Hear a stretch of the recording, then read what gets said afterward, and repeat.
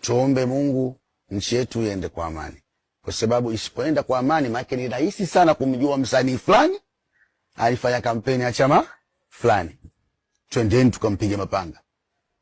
Kumechafuka sasa, kumechafuka. Fulani anakaumu jumba lake hili na alikuwa anapiga kampeni ya chama fulani, tumshushe down. Kwa ni kitu kingine cha hatari pia. Lakini kama hakuna amani, manake watu wanajua wewe fulani ulikuwa kwenye stage, una kila siku unasema chama hiki, chama hiki.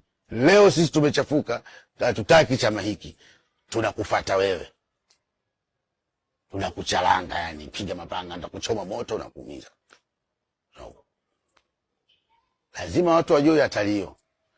Hicho ndio kitu pekee. Ndio maana hata mimi naogopa, kwa sababu nyumbani kwa mamangu ukuta mdogo kweli, yani ukitanua tu mguu umeingia. Sio, umenielewa si baba? Kwa hiyo naona natamani pia, yani kiukweli sio kama sitamani. Yani mimi natamani kwa sababu sinasikia wenzangu wanapata pesa bwana. Kwa hiyo na mimi natamani pia ningekuwa napata zile pesa. Lakini wakati huo huo pia naona